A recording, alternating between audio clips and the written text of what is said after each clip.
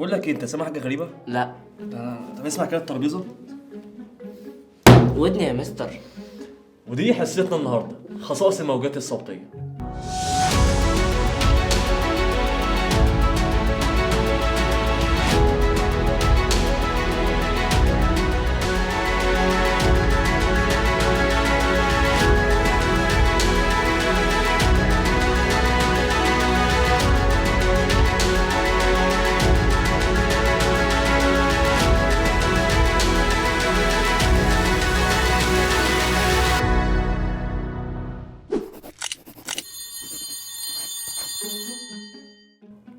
حصة النهارده هتكون عن الحاجة اللي مخليانا عارفين نتواصل مع بعض، وهي برضو نفس الحاجة اللي مخلياك دلوقتي انت عارف تسمعني.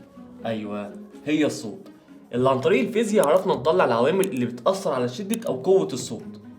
النهارده هناخد واحدة من العوامل ديت، بس الأول خليني أسألك سؤال، هو ازاي الصوت بيتكون؟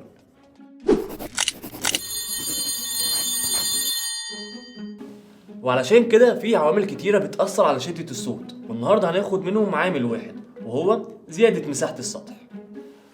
وعلشان أوضح لك قصدي وما اطولش عليك، فأنا عايزك تتخيل معايا. الشوكة الرنانة لما بتتخبط بتهز بسرعة جدا وتبدأ تهز جزيئات الهواء اللي حواليها، ولكن عشان الشوكة دي صغيرة فهي بتهز جزيئات قليلة حواليها وبشكل ضعيف. لكن أول ما نحطها على الصندوق الرنان ده هتسمع صوت الشوكة عالي جدا وواضح، وده حصل لما الشوكة بتتهز فتبدأ تهز الخشب بتاع الصندوق، وهو كمان يهز كل جزيئات الهواء اللي حواليه من بره ومن جوه، وبكده تلاقي جزيئات كتير جدا بتتهز والصوت يبقى أعلى، وده كده معناه زيادة مساحة السطح. وبكده تكون حصتنا خلصت، اللي عرفنا فيها ازاي الصوت بيتأثر بزيادة مساحة السطح. ودلوقتي جه وقت سؤال آخر الحصة، ايه هي العوامل التانية اللي بتوقف عليها شدة الصوت؟